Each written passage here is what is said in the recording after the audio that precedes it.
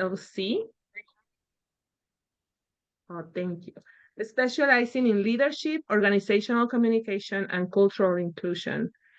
A U.S. Air Force veteran and professor emerita, she has worked with global leaders and Fortune 500 companies and is recognized for her award-winning work in diversity and inclusion.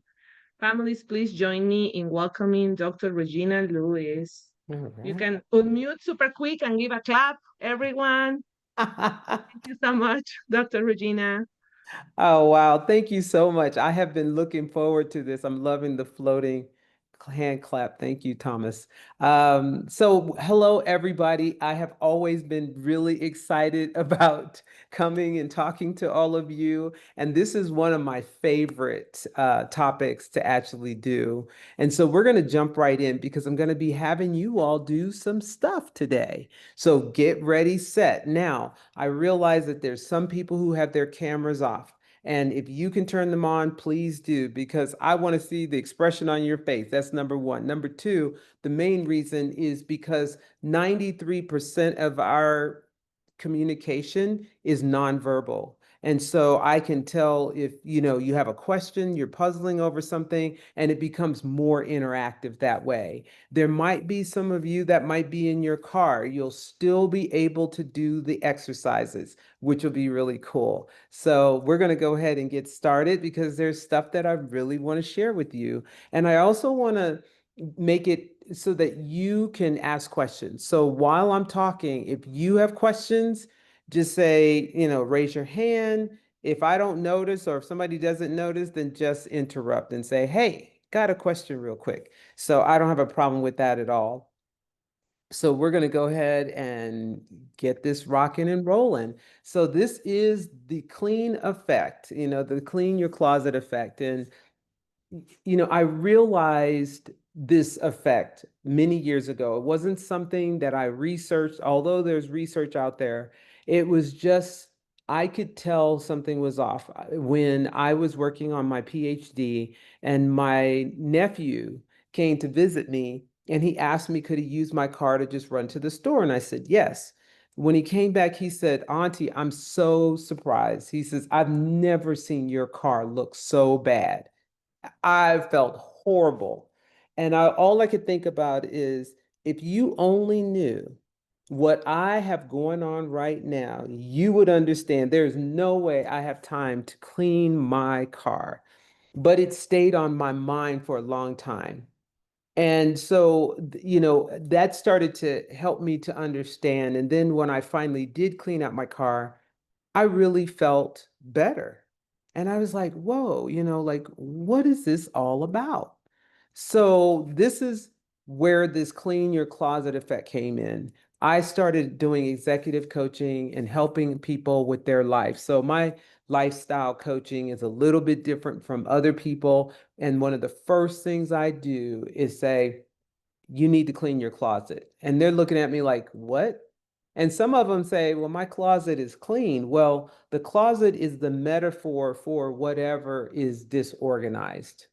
So this morning I was wrestling and I was like, why is it that something's bugging me? I want to lay here just a little bit longer. And it was like 5 in the morning. And I was like, why is it that something is bugging me? And then I thought, well, what do I have going on today? Oh, I've got the lunch and learn. I'm going to be talking about the clean your closet effect. So I get up and I'm just like, I don't know what it is. And I go into my closet to get my clothes, and it is a disaster. I'm not even going to lie to you. It was a hot mess. And I was like, I have the audacity to be telling somebody to clean their closet, and mine is a hot mess. So, guess what I did this morning? I cleaned my closet. I mean, I cleaned it so good. As a matter of fact, when I get off of here, I'm going to rearrange and start taking out summer clothes and all that and put in just my winter clothes and fold up and box up just to save it because I'm on a roll now. And I thought, okay, Regina, so chill for a second. Why is it such a disaster? And I kept thinking about it and I realized there's some major events going on in my life right now. My boyfriend of 17 years, his mother died on the 29th of August. And it has been sad in our house. And we have a happy house. We laugh all the time, we play all the time. And it's one day we have to, we got the news that she died. The next day we have to talk to the people at the funeral home. The next day we got to go there. So it just, each day is something else. And so our focus has been there, and you just don't really have the, I don't know, the go to do anything else. So you just kind of leave things around, and that's where it landed. And so when I got up and I cleaned that closet, I felt so much better, so much better. And he actually came in because he had to go into work, and he came back and he says, I kind of feel okay today. And I was like, wow. And in my head, I was like, it's because I cleaned the closet. But I didn't say that. I didn't say that. So let's look at this. What's going on the outside tells what's going on the inside. I want you to think for a moment. I want you to think about your closet. And it could be your literal closet, or it could be any space that is meaningful to you. It could be your living room, your bedroom. It could be a drawer. It could be your car. It could be your desk at work. It could be anything. And I want you to think about, do you have a space that you say, you know what? It is a hot mess right here. Or I could straighten it out before it gets to that point. Like that could actually happen. And so I started thinking about, the psychology behind it. So just so you know, and it may have been mentioned when I was introduced by Anna, but I have a degree in communication. I also have a degree in psychology. And so when you start looking at the psychology of communication, there is something behind what you're communicating in your space, or even what you look like not taking care of your hair or your skin or your clothes or whatever the case may be. So there is a message that is actually going on. So the last time I did this lunch and learn, I really talked about it based on what I know as, having a degree in psychology and communication and what I've personally gone through. But this time I brought in some videos and stuff that really do speak to this. So I'm going to show you this next video. It's going to talk about these 6 things that are listed here. And then we're going to pause for a minute because I want you to talk about it if you have any questions, okay? So let me get here and see if I can't move it. Today, I want to move it to a deeper reason for this clutter. So today's video is not how to clean your house or how to get organized. Rather, it's trying to help us figure out what are the actual issues preventing us from being able to do so. We need to find out what's happening internally when we live in this kind of chaos, because if we fail to do so, it often causes us to feel a lot of sadness or guilt that we live this way. We can also feel hopeless or helpless, which can certainly lead to further problems down the road. I did want to say, however, that everyone goes through specific periods of their life where they may be, overwhelmed at that moment, or have a lot going on, or have some kind of extenuating circumstance. So we're not talking about those little brief periods in your life. I'm also not talking about those specific people that choose to live in clutter. There are some people that actually like that environment, and they actually thrive in that environment. They may be very artistic or feel that they have their own system that works for them, which is fine. I am simply talking about those of us who feel completely out of control and unable to fix what they perceive as a problem, which is this disorganization, this clutter, and this mess in their life. So let's take a moment to look at some of the possible causes and repercussions of having this very chaotic lifestyle. The first thing that we have to realize is clutter is often just a matter of delayed decisions and delayed actions. So we know there has to be a fate for all this stuff at some point. It can't stay this way forever. So we are just really delaying the discomfort or displeasure in doing so, or we are feeling like we are unable to take action for whatever reason. People that struggle with this aspect often see it play out in many different other areas of your life. So you may want to think about whether or not you tend to really delay decisions or actions in your own life, and then figure out why that is the case. The second thing might be that we are surrounding ourselves with clutter as kind of a comfort nest. So a lot of people find it to be kind of a buffer from the rest of the world, or a buffer from their problems. We can feel that it really shields us from a lot of pain in our life because we are just kind of surrounding ourselves with the things that make us happy and that make us feel safe. So it may be an overwhelming amount of things, but we are doing it to try to protect ourselves in some way. The third thing that we might be doing is trying to hold on to the past. So we may be surrounding ourselves with all these little artifacts or memories that we want to have around us because we feel if we are not always looking at them and having them kind of physically and emotionally available to us, that somehow these memories are going to fade and go away. So it's almost like we are thinking of our cluttered house as a bin to hold on to all these memories. We're very, very nostalgic. We may feel that, again, we'll forget about the past if we aren't looking at items from the past all the time, or we may fear that our future is not going to be as good as the past. So in a way, we are always trying to relive the past by being around all the things that remind us of it. The fourth thing that could be happening is we could have actually been taught by our parents or caregivers that we don't have control of our lives. So especially if you had parents that were, very disorganized themselves, and, they felt very helpless about it, that could have been something that was taught to you as well. You could also have a subconscious belief that organization is not even possible because you always saw that reinforced within your own home. So this has obvious repercussions, but it also ties into other things, because when we feel that we cannot gain control in one area of our life, that leads us to believe that it is impossible to be in control of any aspect of our life. The fifth thing that could be happening is that we are afraid of lack.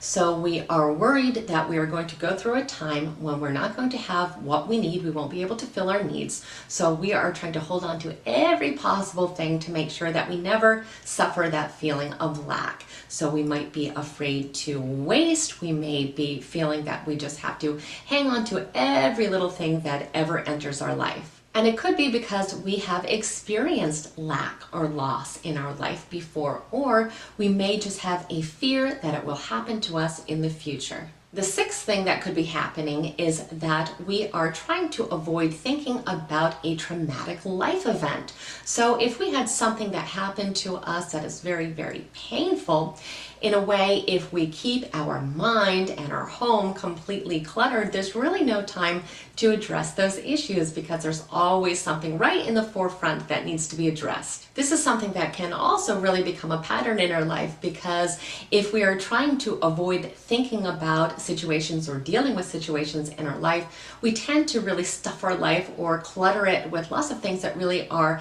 less important, but that we feel that we can handle.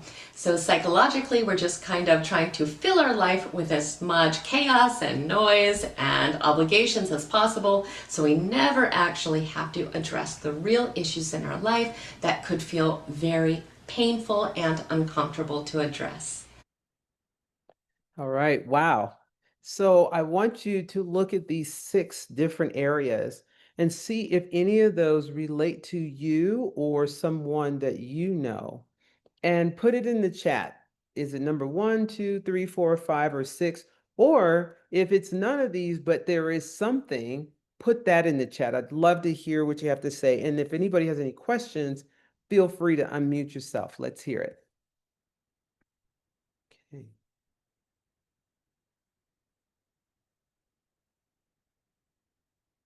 Okay. Oh, wow. Somebody put 1, 2, 3, 4, 5, 6. Uh, oh, not 3. Okay, I got it. I got it. Yeah. What I am seeing a lot of is definitely number one. Number one seems to be something delaying decisions or discomfort. Absolutely, I can see that for sure. Another one that stands out is fear, lack, or scarcity. Someone unmute yourself and talk about that for a minute. Like, number five, what is that about for you? Does anybody feel like they could talk about that? Okay. I can say something. I Okay, think great. the fear of like my mom passed in 2022 and I would keep everything that she gave me as far as like even she bought me some popsicles and I kept the like cardboard. People may say I'm crazy, but I kept the cardboard because I didn't want to lose it since that was like one of the last things she bought for me. And so I definitely had a problem with holding on to things, even if it was trash, even if I couldn't, do anything about it, I just would keep it. And it was hard to like move past that. And one day I eventually had to just get rid of it. And it was very hard, but that was one of them that was really stuck out to me. Thank you so much for sharing. So when you finally got rid of some of those things, how did you feel or how do you feel now? Much better. I mean, I was holding on to, like I said, trash. And it's not like it was really anything that was sentimental. It's just the fact that she gave it to me. And so, you can't, I didn't want to let it go. But once I did, I felt a sense of relief because that was just, like I said, it was just trash. I just had to throw it away. It was nothing that I could seriously hold on for forever.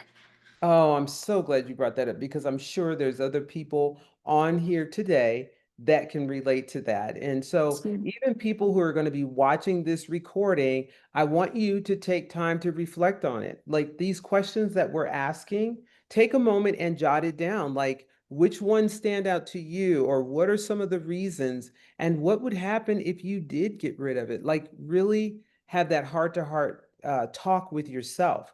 So Gina, I noticed that you brought something up. So let's talk about that for a moment. Do you mind unmuting, or if you're not okay with that, I don't mind talking about it either. No, I can unmute. That's fine. Okay. Yes, so you said that, having like a full-blown anxiety panic attack, thinking you might need something from the pile that you will need later. Yes, yes. So, have you come up with I have solutions, but have you come up with solutions for that? No, I have not. Everything just is in boxes. Right, right, exactly. So, there's a couple of things that I always consider. I give myself a year because you go through all four seasons in a year. And it's like, if I haven't touched it in a year, then I go back through it and I get rid of as much stuff as I possibly can. So there's some things that say, well, no, I didn't use it in that year, but this is the reason why. So then I give myself no more than 2 years, like get rid of it. So I used to have a storage, and the storage was $230 a month. And I had that storage for 10 years. So I want somebody, Anna, do you have a calculator in front of you, or anybody have a calculator? I want you to put in 230 times 12 times 10.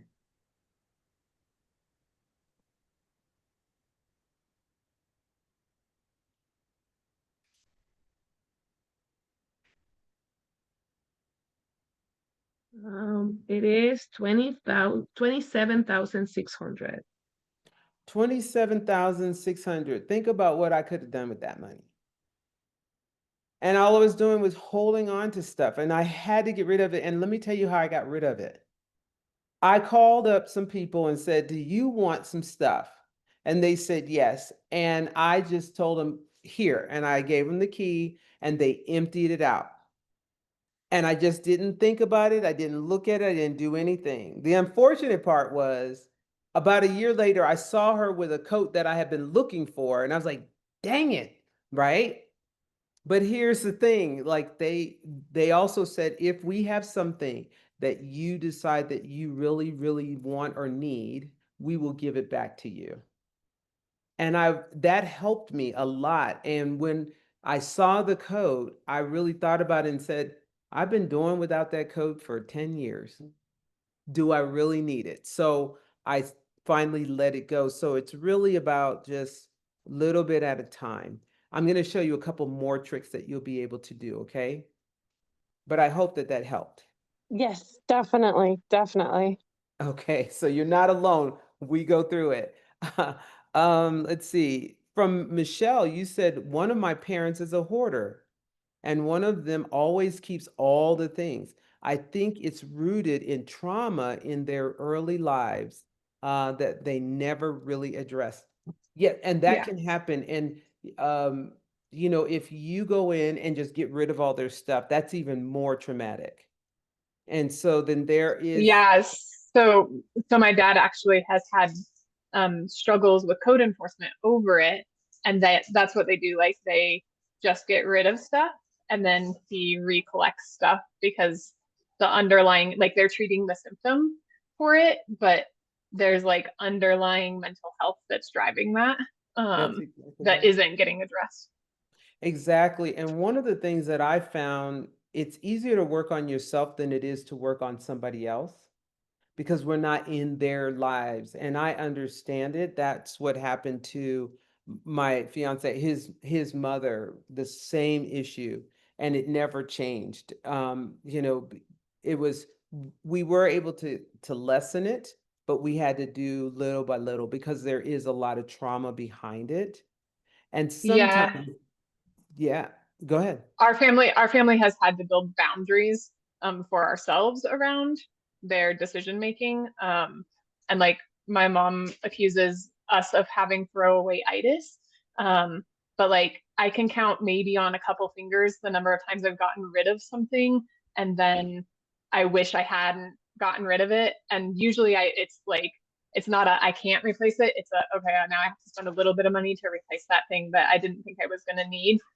But we were a military family for a long time, and when you're moving every 2 to 3 years, it's like it's kind of self-sustaining to have to clean out after all or after each of those moves or before each of those moves. Absolutely. Absolutely. You're exactly right. I was military, so you know, we got to go all the time. So you got to get rid of stuff. But I will tell you, if people don't address it, like if something traumatic happens in your life and you can't get rid of something because of a loved one or something, then it can turn into a mental challenge for you.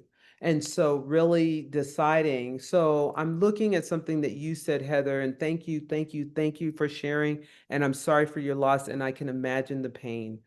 And this is something that we had to do here.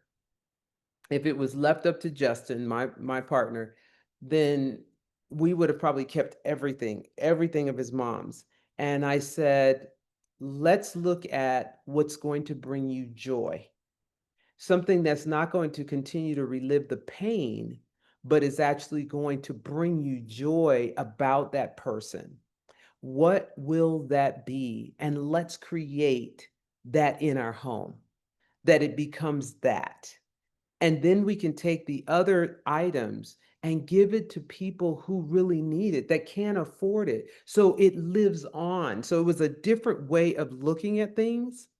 And so he chose a blanket, her little snuggie that she puts on, because he can use both of those, especially in the wintertime. And this was something we just did last night. I'll show it to you guys. And this was awesome, and he loves it. So his mom used to love to sit in our backyard because we have a little waterfall. So you could see the water feature. But do you see this? The flowers? That is an urn. And he just got it yesterday, and I made a flower arrangement, and he cried and he laughed and he was happy, and it brings him joy. And he and I put together all the other things, and he took them today. And the people that he gave it to, they had tears in their eyes. They were really happy. And he says, I know they're going to be loved. So it was a way to release that for sure. So thank you for sharing. Heather, did you want to say anything before I move on? No, I mean, I like I've never seen the urns that were a flower. I've got a small, little tiny urn of my dad's ashes. I don't know Oh, if you yeah. can see it, but we all got one of these when he passed away, but I really like the flower idea, so I might have to look into that, see if I can find a Yes. vase. So you can get in touch with me. I'll tell you where we got. It's a vase, but you can get them on Amazon, which is Okay. really cool, way less expensive. And so the insert is what you would put it in, and then it's Mm-hmm. sealed. And then you put your water and your flowers into the beautiful vase. And it's a really beautiful idea because it can live, you always put flowers in Right. there. So that might really help you a lot. Yeah, I love that idea. Thank you. Oh, you're welcome. You're welcome. Diana, you talk about how your mother-in-law lived during the Depression, and she always says, I might need that. Listen, we used to have jars of nails and anything that you found, and then one with buttons and all of those things. And I was thinking about that the other day, and I was like, are we going to revert back to that again? Right? And really being mindful of those things and even during those times, they did use some of it, but a lot of it was still left for years to come.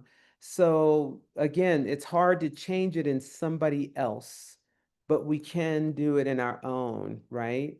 So it is something. So we can continue to talk about it. Maybe we can go back to um, some of what you said. The last one I do want to talk about is the one from Kachina. My mom was trafficked as a child, which caused huge amounts of PTSD. There have been so many times we've had to help her move, and she has neglected to her things. So we had to get rid of her things, and she would get so irritated. That is so hard.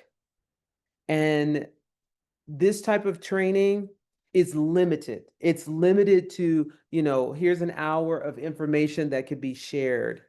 But say, for instance, that was then you could go through like coaching with me, and we work through those things together because it is something that really takes time, and it's not this magic bullet that just happens. And I think that this is why people love this session, because it means so much, so much. So I'm going to show you some tricks and tips. Erica has already started. She's talking about the plastic bins. You go, girl, right? There are things that we can definitely do. So let's look at some of these things. So first of Today all, we're have you ever wondered why you feel so good after getting rid of stuff? Well, what happens is in our brains, we have this, we have in our brains everything that we own, everything, even if we forgot about it, it's still left in our brains, and it takes up space, and it has some type of emotion attached to it. And when we clean and clear, that's the reason why we feel better. Another reason is what we're going to see next. Do you ever feel like you need to declutter your brain? If so, I've got life-changing advice for you. But before I mention this simple hack, there's something you need to know about the human brain. Our minds are actually wired to remember unfinished tasks more than finished ones. It's called the Zeigarnik effect, discovered by a psychologist who noticed the waiters could remember unpaid orders perfectly, but once paid, the details were forgotten. So then, to declutter your mind, here is a simple life hack. Complete tasks before moving to the next. By finishing even small ones, you free up mental space, increase focus, and reduce stress. Whenever possible, finish your to-do list tasks before moving on to the next. When you do, you'll find yourself both more productive and peaceful. That's it. Like that's one thing that you can do. So if you, because I know that there's a handout. If you don't need it right now, but if you haven't gotten it, make sure that you do because it does help you to think of some things. But meanwhile, jot down these suggestions, things that you could do, because we together, we're giving each other tips and tricks that we can actually do to get rid of some of the clutter, which is so, so important. So I'm going to be asking you for a commitment on something that's a bigger job. And I'm going to ask how many people are actually committed in just a few minutes. Now, with that being the case, we have 41 of us on here, including myself. And I want us to see if we can get 41 responses from this. So here it is. The first thing is I want you to pick a place. I want you to pick a place in your space. Like it could be whatever space you want. And I want you to think of a space. Think about your closet. Think about your drawers, like your dresser drawers. Think about your car. Think about your garage. Oof. Your shed in the back.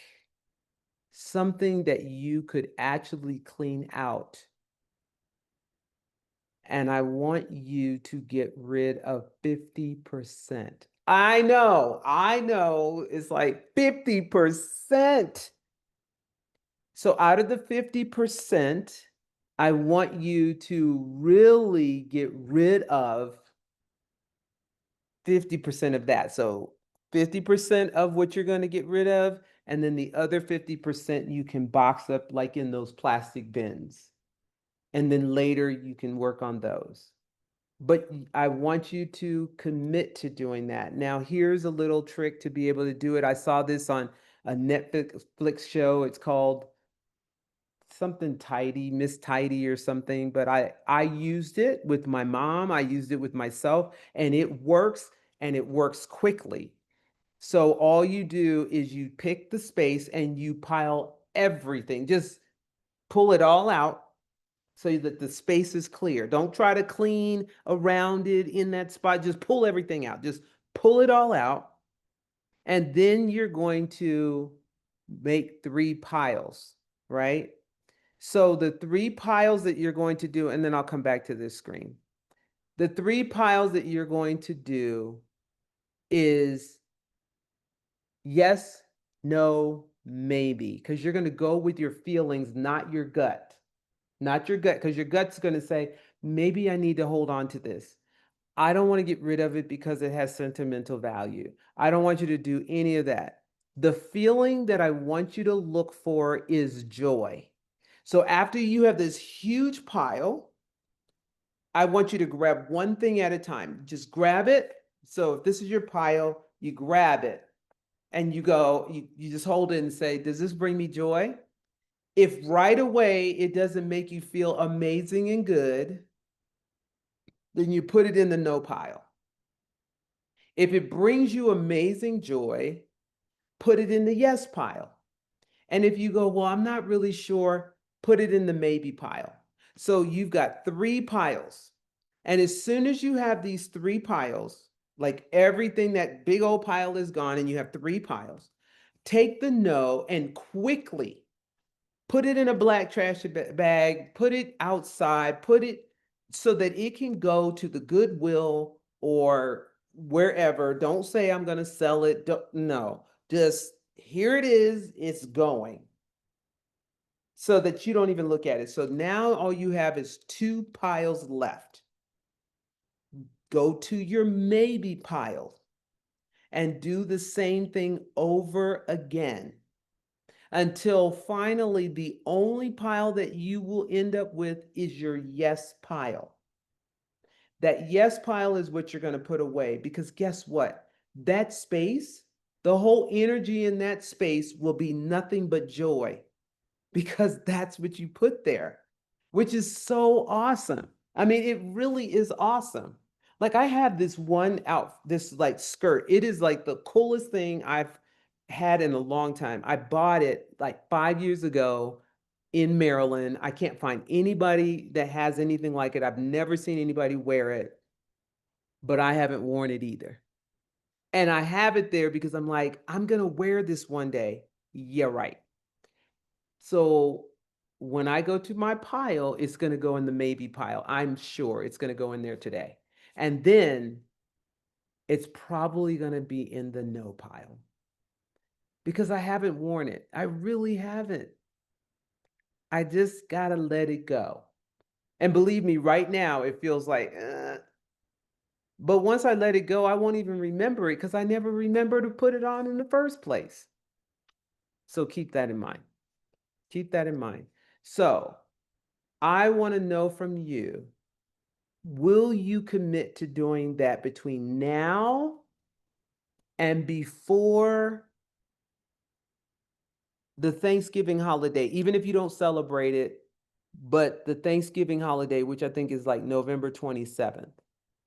So if you are committed to doing that, at least trying, I want you to put yes in the chat.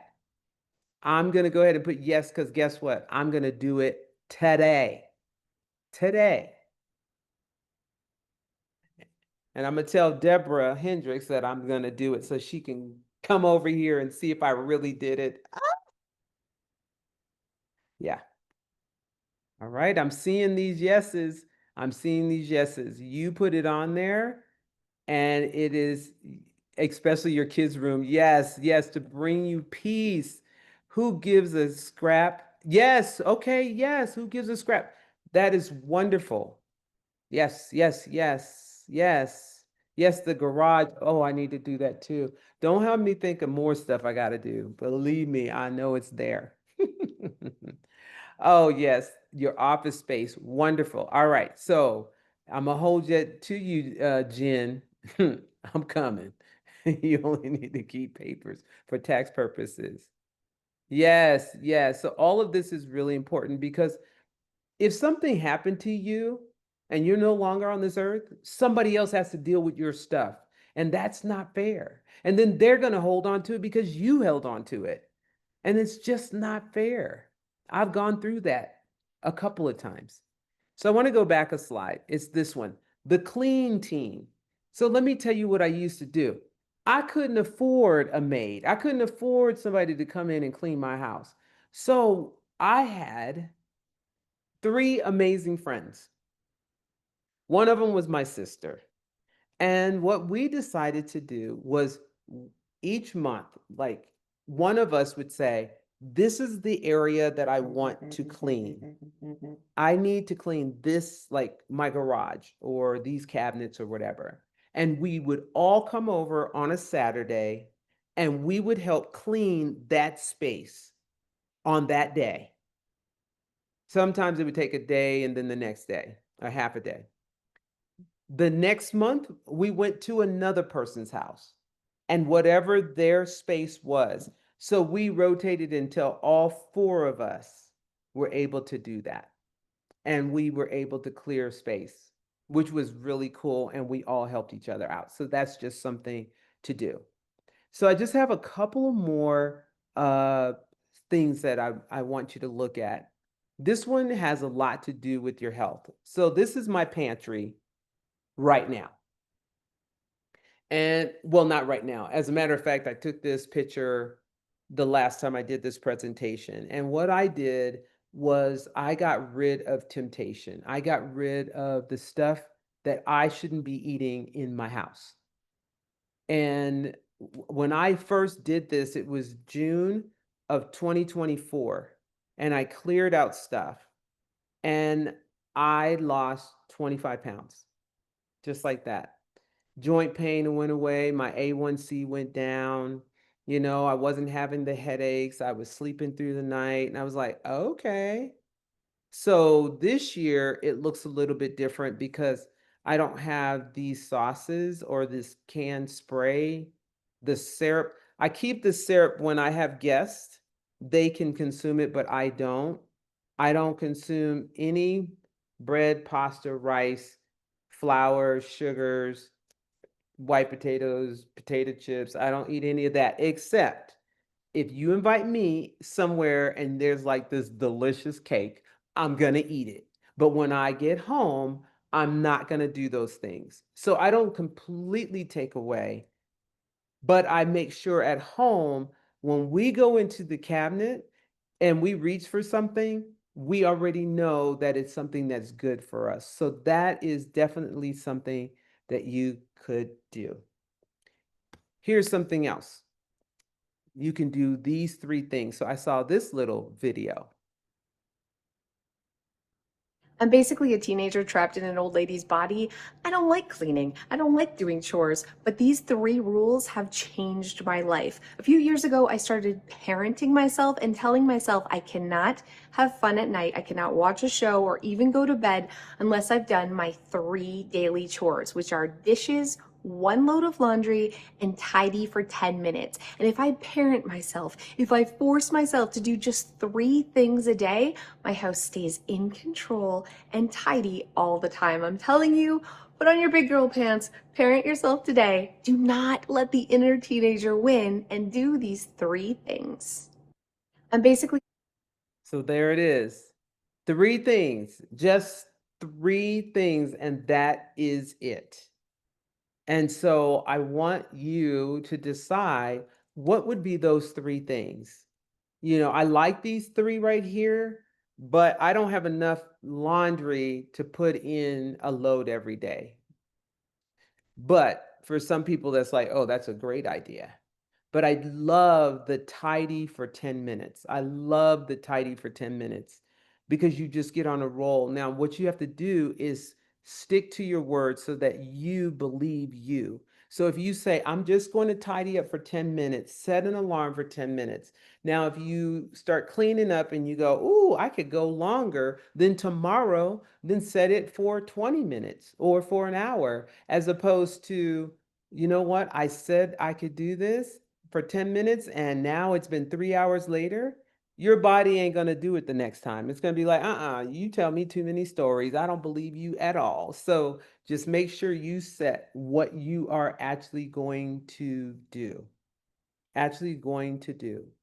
So we're going to do one more exercise, but before we do, I want you to think right now of one habit that you're going to start doing every single day from here on out, like every day. For instance, which was very simple because I was watching like this whole philosophy of cleaning with Japanese. It was a Japanese philosophy, and they were just saying tidy your shoes. So I have a mud room, and so when we walk in, our shoes are just thrown there. So I make sure that I straighten those shoes out every day, period. So it could be something as simple as that. It could be, I will not go to bed unless those dishes are washed, dry, and put away, not in the dishwasher. And if it's in the dishwasher, I empty it before I go to bed. So you decide, and I want you to put in the chat, what are you going to do? What are you going to commit yourself to doing? So go for it. Let me see what you're going to come up with. Can't wait to see what people put. Oh.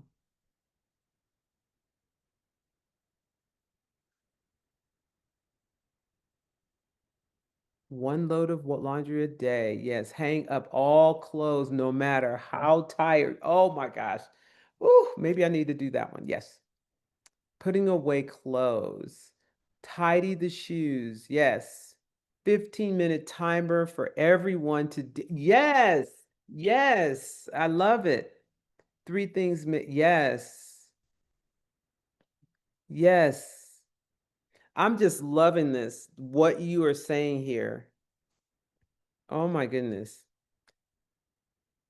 I love the daily 3 things. That is simple and brilliant. And honestly, with 2 kiddos in the house, 2 and 1, most days I can only do those 3 things. Yes. Wash my dishes instead of put them in the sink to be dirty. Yeah, just do it. Just for so many reasons. I love this, the commitment that you all are going to do. So my son and I, when he was in middle school and high school, what we did, because when I was a kid, my parents used to make us come home. If we stayed the night over somebody's house, we'd have to come home early and clean like 5, 6 o'clock in the morning. I was so frustrated. And so when my son was born, it was like, you can't go out and play. You can't have friends over because we got to clean the house, and it would be a Saturday. So what we did, and I changed it, was I said, when you come home on Thursdays, we're going to spend Thursday after school cleaning like it's springtime. And we're going to clean the house. So when we wake up on Friday, make our bed, we have the rest of the weekend free. So Friday, Saturday, Sunday. It worked like a charm. Loved it. So that's something else. Clean off the counter. Yes. So thank you for doing that. So here is our last little task. Okay. And basically, So what I want you to do is I want you to look around you right now. Just look around you. And I want you to find 3 things that you can actually organize. So I'm looking around me, and I'm going to show you. There it is. There's stuff, and it's not too bad. But can I just organize this a little bit better? So what we're going to do is I want you to look around you, even if you have to get up and go do it. And you're going to have 1 minute to do it. And then I want you to come back. We're going to open up for discussion. So here we go. On your mark, get set, go.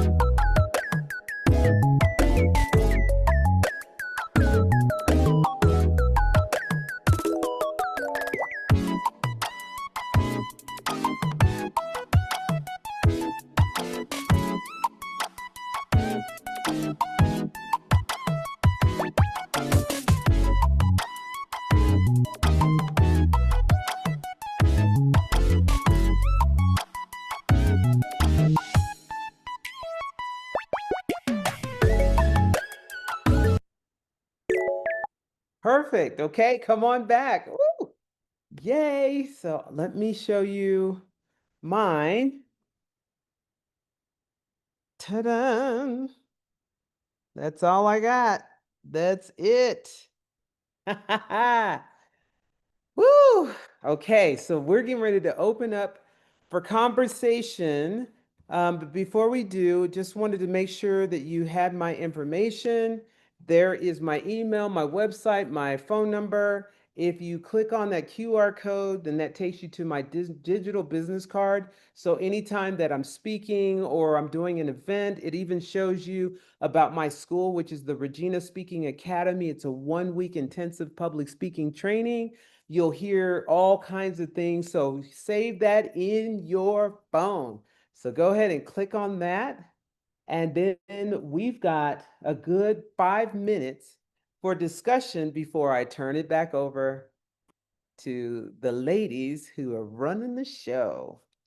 All right. So open for questions, comments, thoughts, comments, whatever. Let me hear it. Dr. Regina, Yes. I have a question. Yes. So thanks for your time today. It was great. How do you think this that you talked about will impact, or how do you think you can handle this in a relationship? Because you can be working on that, and then in my case, I'm very disorganized, and if I start seeing these things and doing these things, my wife's gonna be like, "What's going on with you? What are you doing over here?" Or the other way around, right? Like I can start seeing how my partner doesn't do these things, or my kids don't do, and then I will get frustrated. So how do you think this could work better in a relationship? Absolutely. So number one, you can share some of this information with them, but not everybody's ready at the same time. And so what you can do is keep a space, something that you do. This is for you. So like when I tidy up those shoes. So if I went and showed you my closet right now, because I said I clean my closet, well, that's my half of the closet that's clean. His half is not clean. But what I am going to do, because I know it's because he's sad right now, losing his mom, he's really sad. So what I'm going to do is I'm going to go and put all his clothes on a hanger, and then I'm just going to hang them up. But he has to do all the rest of it. But I can't worry about the other person. And I can't try to keep the house together and then they make it into a disaster. I have to just start in spaces and places that I have control over. Or, if it's the shoes, so what? He throws them, I'm going to straighten them up for the day, just for the day, not every time it gets messed up. Does that make sense?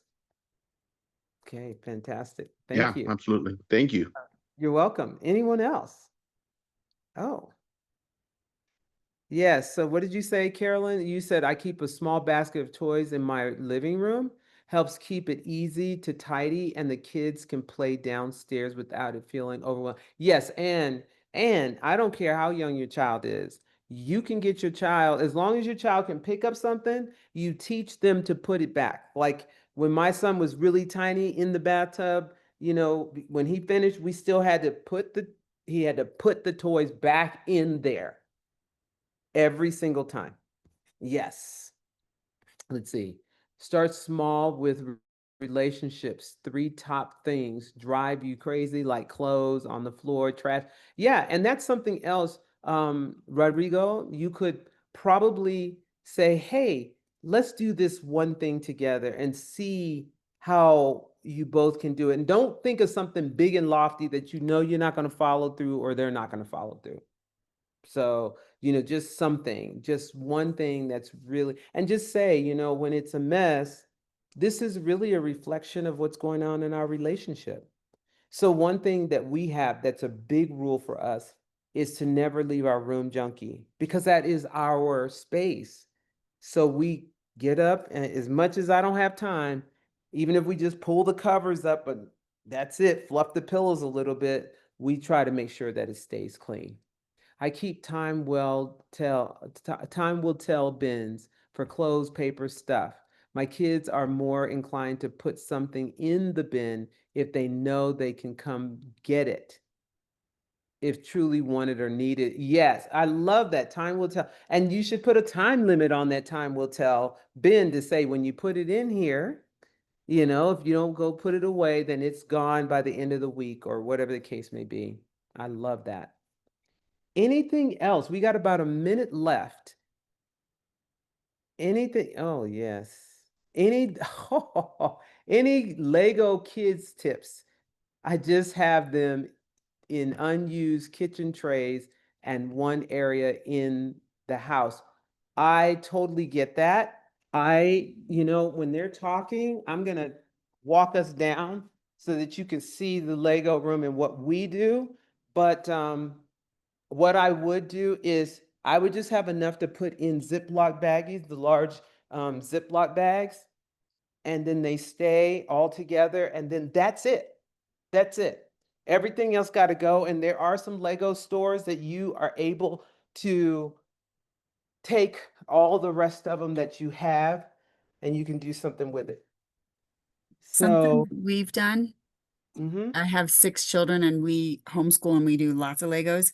There are bags you can buy that have a big zip tie and then they go out flat. And so just like put them all in there and zip them up. Don't ask how many we have of them, but those are helpful. Yeah, the only reason why we have these extra ones is because we had 2 of them that was 7,000 pieces that fell off of the wall. It fell off of that wall. And so you see the bags, and we see the bags. And then that's it. We have to limit ourselves. We have to limit ourselves. So that's something you could do. All right, I'm turning it back over to you, Anna. I had a blast. Thank you, everybody, for allowing me to entertain you with my craziness. Thank you so much. Mhm. Thank you so much, Dr. Lewis. That was such great information. Thank you for everything that you shared with us, the tips, and then giving us the space to really think about our own struggles and how this relates to also our mental health, right? And how, yeah, we have to declare our brain as well. Families, please give her a round of applause. Say thank you, show hearts, everything. We're very grateful for your time. Before we close, we'll love your feedback.